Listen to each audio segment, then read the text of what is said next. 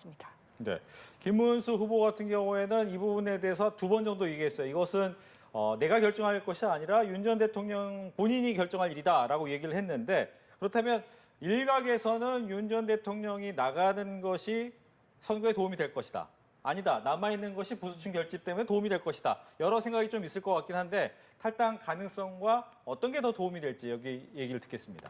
일단 이제 윤석열 전 대통령이 김문수 후보가 대선 후보로 확정됐을 때 메시지를 냈습니다. 대선에서 꼭 승리하기 바란다고 했습니다. 근데 대선에 승리하기 위해서 중도층 확장은 당연한 것이고요.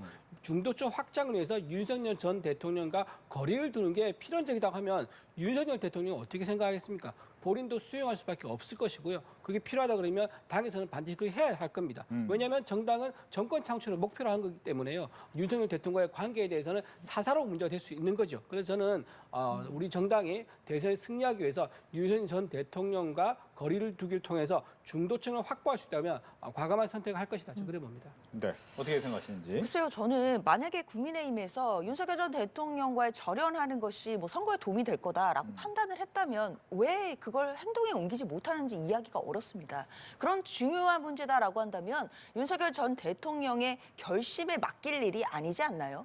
특히나 지금 김문수 후보 같은 경우에는 윤 전 대통령 본인이 판단할 문제다라고 이야기하고 있는데 이런 부분은 저는 대선 후보로서는 사실상 자질이 좀 의심되는 멘트라고 생각을 합니다. 적어도 국민의힘의 대선 후보로 나왔다라고 한다면 이 선거 과정에서의 주도권은 본인에게 있는 것이고 그렇다면 윤석열 전 대통령과의 절연하는 것이 선거에 도움이 된다라고 생각을 한다면 본인이 의지적으로 결단을 해서 윤석열 전 대통령과의 관계를 손절할 수 있음에도 이 부분을 윤석열 전 대통령 본인에게 맡긴다라는 계속 얘기를 하는 것 자체는 좀 무책임해 보이기도 하기 때문입니다. 그렇기 때문에 사실 이따가 김용태 비대위원장이 또 공식으로 취임하면 메시지를 내놓을 수도 있겠다라는 예상은 있지만 사실 저는 그에 앞서서 김문수 후보가 먼저 스스로 적극적인 의지를 표명해야 되는 것이 아니겠느냐라는 생각 듭니다. 네, 김용태 비대위원장이 이제 오늘 아침에 잠깐 한 얘기가 이번 주 안에 탄핵의 강을 건너겠다라는 얘기를 한 거잖아요. 이건 어떤 얘기입니까, 그러면? 더 늦어지면 안 되는 거죠. 지금 민주당에서 비공개 회의에서 이런 말이 나왔다고 합니다. 지금 국민의힘이 계엄의 강에서 벗어나려고 하고 있다. 계엄의 강에서 기어 올라올 때 다시 밀어 넣어서 계엄의 강에 빠뜨려서 허우적거리게 만들어라. 결국 이런 취지인데 그렇다고 하면 우리가 거기에 대해서 말을 들어야 될 이유가 전혀 없는 거죠. 빨리 빠져나와서 본격적인 대선 경쟁이 들어가야 됩니다. 이건 미래를 결정하는 문제인데 여기서 지금 계엄의 강에 계엄의 프레임에 갇혀 있을 수는 없다. 그리고 그 시기는 이번 주가 데드라인이 된다. 지금 이렇게 볼 수 있는 거고요.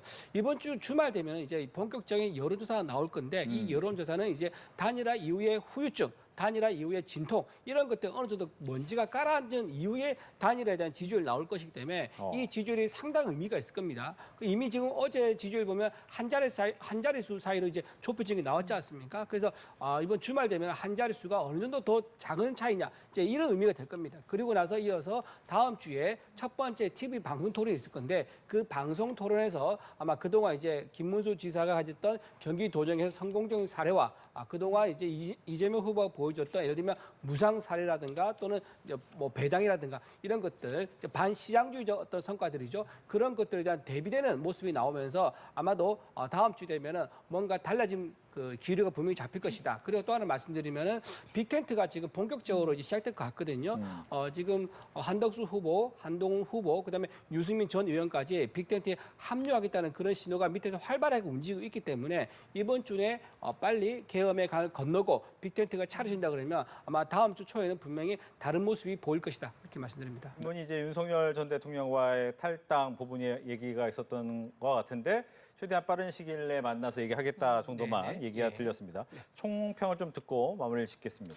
탄핵의 강을 건너겠다는 것을 이제 비대위원장에서 첫 일성으로 아마 공식적으로 얘기한 것 같고요. 그다음에 당 통관계, 당과 대통령의 관계를 과거처럼 어떤 대통령에 의해서 좌지우지되는 것이 아니라 당헌 당규를 개정해서 자율적이고 독립적으로 운영되면서 서로 협치할 수 있는 그런 시스템을 만들겠다는 것이 주요 내용 같고요.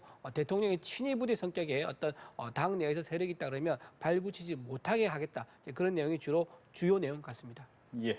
사실 뭐 대변인이 잘 짚어주신 것 같은데요. 저는 이런 얘기를 듣고 있으니까 소 잃고 외양간 고치는 게 이런 거 아닌가라는 생각이 들었습니다. 그동안 민주당이 야권 시절에도 계속 이런 지적했었거든요. 윤석열 전 대통령이 당무에 개입하고 있다, 사당화되고 있다 이런 부분 계속 지적했지만 그때 사실 국민의힘이 제대로 된 변화가 없었던 부분들이 참 아쉽다라는 생각이 들고 소 잃고 외양간 고치는 그런 메시지인데 지금 특히 윤석열 전 대통령에 대해서도 뭐 찾아뵙고 얘기를 하겠다라는 취지로 보인다면 사실 이 부분도 조금 실망스럽습니다. 비대위원장으로 정식 선임이 됐으니까 이제 국민의힘이 적극적으로 스스로 결단할 수 있는 거 아닐지 그렇다면 제명이라든지 출당 조치라든지 할 수 있는 것 아닌지 하는 아쉬움이 듭니다. 네. 김용태 비대위원장은 윤석열 전 대통령을 찾아가서 정중하게 탈당 권고를 드리겠다라는 얘기를 답을 했다는 부분까지 말씀을 드리면서 두 분과의 대화는 여기까지 하겠습니다. 오늘 얘기 잘 들었습니다. 네. 고맙습니다. 고맙습니다.